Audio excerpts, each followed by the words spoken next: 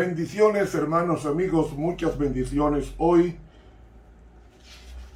domingo 24 de octubre, lección número 5, el extranjero dentro de tus puertas. Para memorizar. Amaréis pues al extranjero, porque extranjeros fuisteis en la tierra de Egipto. Deuteronomio 10:19. Querido Señor, en esta nueva semana llena nuestros corazones de la gracia del Todopoderoso. Ayúdanos a amar a nuestro prójimo como a nosotros mismos, especialmente a los extranjeros. En tu nombre hacemos esta solicitud. Amén. Para hoy domingo, circuncidad vuestro corazón. Circuncidad vuestro corazón. Vamos a leer el libro de Deuteronomio. En el libro de Deuteronomio, el capítulo que vamos a estudiar hoy y en esta semana es el capítulo 10. Deuteronomio, el capítulo 10, comenzando con el versículo 1. Es importante destacar en este estudio que todo lo que nosotros trataremos aquí con relación a la circuncisión tiene mucho que ver con nuestro trato con los demás. Capítulo 10. En aquel tiempo Jehová me dijo: Lábrate 2 tablas de piedra como las primeras, y sube a mí al monte, y hazte un arca de madera. Y escribiré en aquellas tablas las palabras que estaban en las tablas primeras que quebraste, y las pondrás en el arca. E hice un arca de madera de Sitim, y labré 2 tablas de piedra como las primeras, y subí al monte con las 2 tablas en mi mano. Y escribió en las tablas, conforme a la primera escritura, las 10 palabras que Jehová os había hablado en el monte de en medio del fuego, el día de la asamblea, y diómelas Jehová. Y volví y descendí del monte, y puse las tablas en el arca que había hecho, y allí están, como Jehová me mandó. Después partieron los hijos de Israel, de Beerot, Bene Jacaam, a Moserá. Allí murió Aarón, y allí fue sepultado, y en lugar suyo tuvo el sacerdocio su hijo Eleazar. De allí partieron a Gudgod, y de Gudgod a Jotbah, tierra de arroyos de aguas.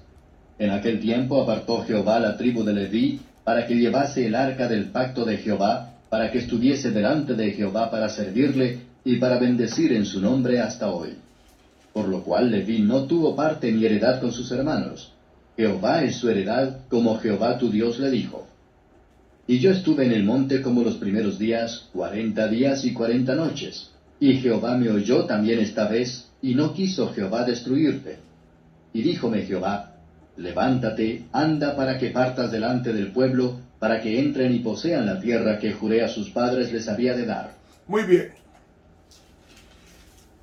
Este capítulo nos trata sobre la renovación del pacto.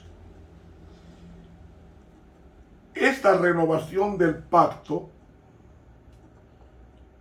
es de que cuando el pueblo de Dios estaba adorando el becerro de oro, el becerro de oro era un símbolo de Satanás.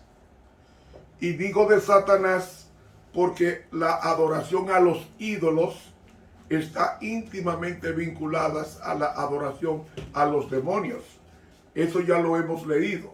Si ustedes quieren, leeremos esto en Deuteronomio 32, donde autentica la aseveración mía cuando dice: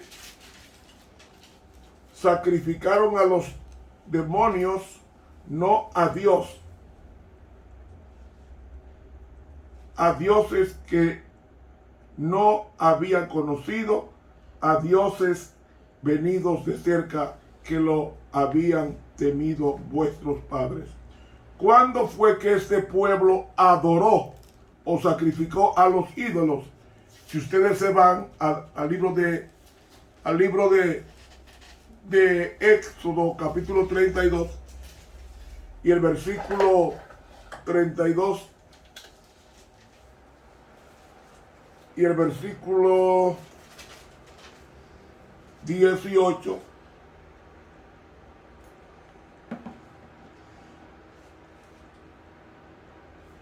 bien, versículo 20, Deuteronomio, el versículo 20, Éxodo 34, 14, aquí nos dice, disculpe, porque no te has de inclinar a Dios ajeno, que Jehová, cuyo nombre es celoso, Dios celoso es.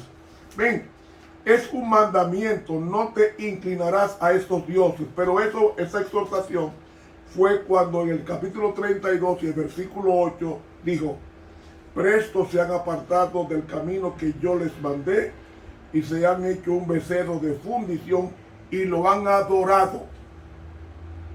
¿Y lo qué? Y lo han adorado, y agrega, y han sacrificado a él y han dicho, Israel, estos son los dioses que te sacaron de la tierra de Egipto. Ven, ellos adoraron al becerro de oro, pero cuando nos vamos a Deuteronomio capítulo 32, encontramos que estaban adorando, sacrificando a los demonios, no a Dios. Cuando adoramos a un ídolo, estamos adorando a Satanás. Así está bien claro en Deuteronomio 32. Ahora, retomando el capítulo 10 de Deuteronomio, ellos habían violado la santa ley de Dios. Y es tan cierto que cuando nos vamos a Éxodo capítulo 32, que es una referencia, el capítulo 10 a lo que pasó en el capítulo 32 de Éxodo. Ellos adoraron al becerro de oro. ¿Y qué hizo Moisés? Moisés, en el versículo 19, dice de Éxodo 32, y aconteció que como llegó él al campo y vio al becerro y las danzas, enardeciósele la ira a Moisés y arrojó las tablas de sus manos y las quebró al pie del monte. ¿Por qué Moisés rompió los 10 mandamientos, las 2 tablas de la ley?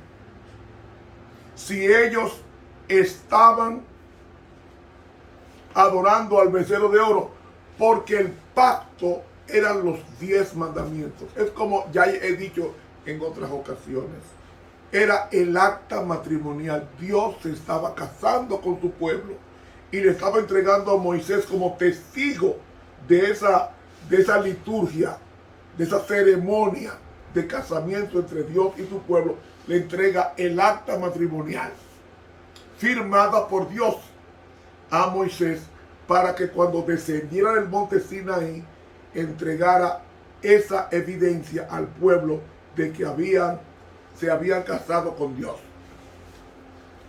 Pero cuando ellos estaban adorando a otro Dios que no era Jehová, porque estaban adorando a Satanás en la forma de un becerro de oro, ¿qué hizo Moisés? Rompió el acta matrimonial lanzándolo al suelo. Y al romper el acta matrimonial, ya el pueblo estaba sin pacto por transgredir el pacto y estaban subyúdice.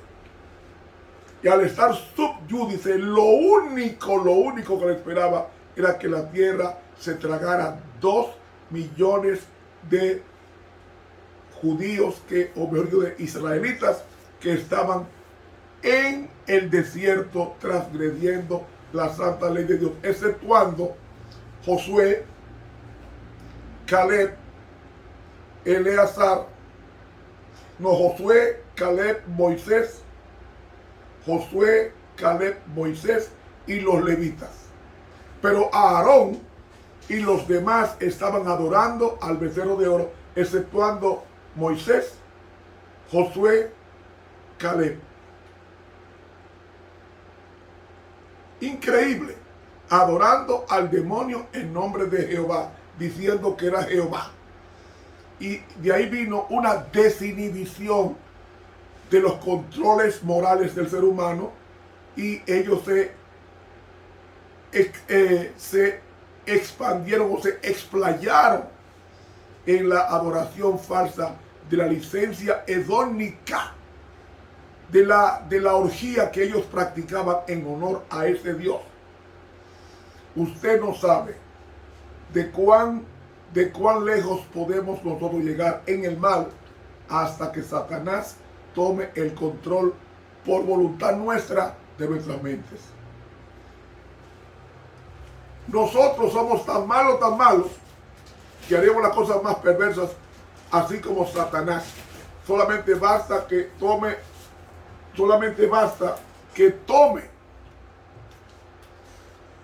el control de nuestras mentes, y al tomar el control de nuestras mentes, ya nuestra voluntad está al servicio de él. Por eso, en el capítulo 10, comenzando el versículo 11, encontramos a Moisés dando una exhortación al pueblo que se había revelado. Y entonces Dios le dijo: sube. Y las dos tablas de la ley, que eran de color azul, según Ezequiel, porque la ley es de color azul, Dios le dijo: lábrate 2 tablas de piedra como las primeras. Y Moisés subió. El versículo 3 al final dice: y subí al monte con las 2 tablas de mi mano. Versículo 4. Y escribió. ¿Quién escribió? Él. En las tablas, conforme a la primera escritura, las 10 palabras que Jehová os había hablado en el monte, de medio del fuego, el día de la asamblea, y me las dio Jehová. Entonces, ¿quién es el que está escribiendo? Quien escribe no es Moisés, la segunda ocasión de la ley de Dios, es el mismo Dios, porque Dios la devuelve a Moisés ya escrita. Versículo 4. Y me las dio Jehová. O sea, él le entregó a Dios las 2 tablas pulidas, sin letras, y Dios se las devuelve con letras, es decir, los 10 mandamientos. En la Biblia solamente hay muy pocas citas donde Dios escribe con su dedo. En Éxodo encontramos que Dios escribió los 10 mandamientos con su dedo. Y en Juan, Cristo escribe con su dedo los pecados de los acusadores de la mujer adúltera. Y una tercera está cuando en Daniel 5 aparece una mano que escribe en la pared del palacio: Mene, Mene, Tekel, Ufarsin. Pesado fuiste la balanza y hallado falto.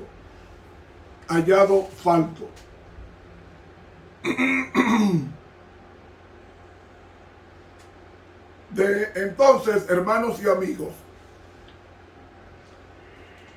en esa condición, Moisés, disculpen hermanos, la carraspera que me ha venido, pero escúchenme que tome un poco de agua. Es que he usado mucho mi garganta todos estos días, y ayer estuve predicando en otra iglesia, y cuando la temperatura cambia en mi país me afecta la garganta.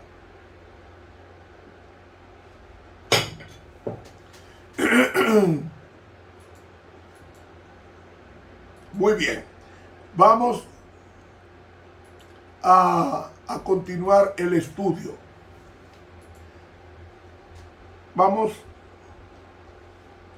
continuando el estudio, vamos a leer ahora la continuación de Deuteronomio, el capítulo 10.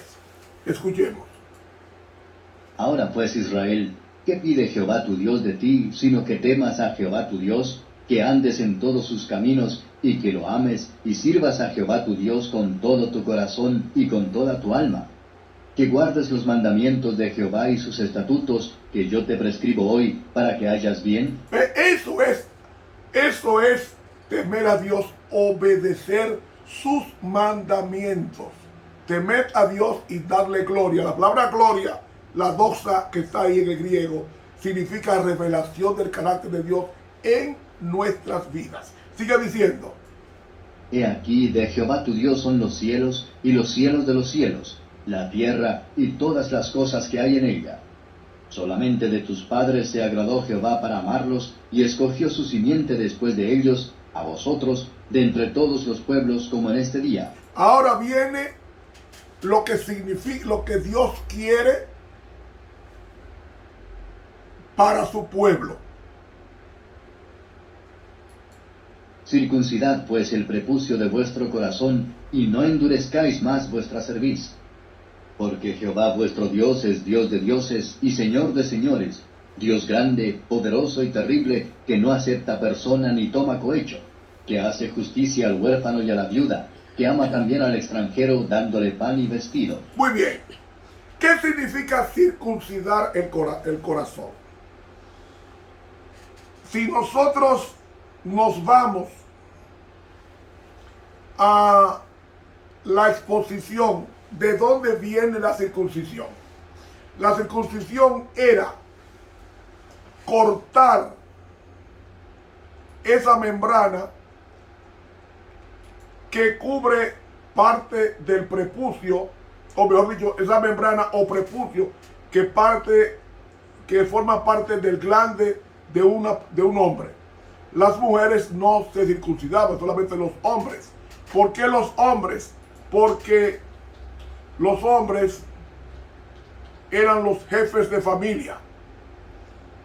Entonces, la circuncisión era la remoción del prepucio que estaba en el pene de un bebé. Y el primero ¿por qué? Porque con esto, cuando se circuncidaba, se estaba diciendo, este órgano sexual, la descendencia producida por este, van a ser hijos para Jehová. ¿Por qué no fue en otro sitio? Ahí, en el aparato reproductor masculino. Porque como el hombre era la cabeza de la familia y el sacerdote de la familia, Dios, cuando le decía al hombre, esta circuncisión es para que tú me entregues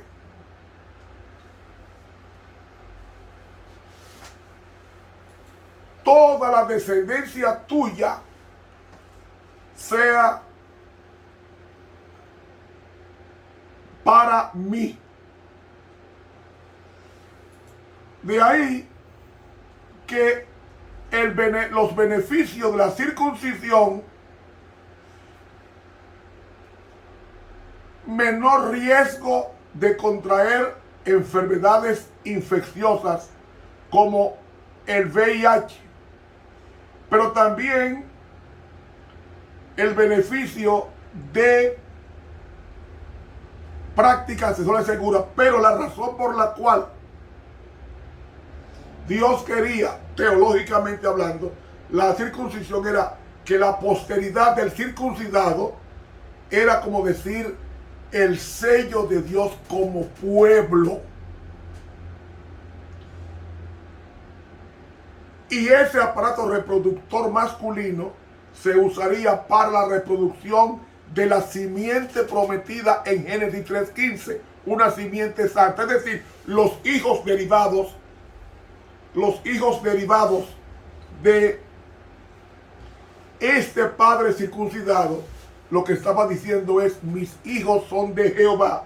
De ahí es que nos habla la Shema de Deuteronomio 6, que dice: y las repetirás a tus hijos, versículo 7, y hablarás de ellas estando en tu casa y andando por el camino y al acostarte y cuando te levantes. Es decir, era una obligación del padre, del patriarca de la familia, instruir a sus hijos en la ley de Dios. Porque al circuncidarse Abraham y toda su parentela que estaba con él, o los siervos que estaban con él, esa circuncisión implicaba que aceptaban el pacto de Dios, de sus 10 mandamientos, y en consecuencia la obediencia al pacto era la circuncisión, evidencia de que era un pueblo diferente, un pueblo distinto a los demás pueblos. ¿Me van siguiendo? Entonces, por eso es que se requirió que Abraham y su descendencia se circuncidaran, que significaba un círculo cortado en la carne del pene del hombre, como señal de que Dios los había separado de las demás naciones y en consecuencia constituirían un pueblo especial.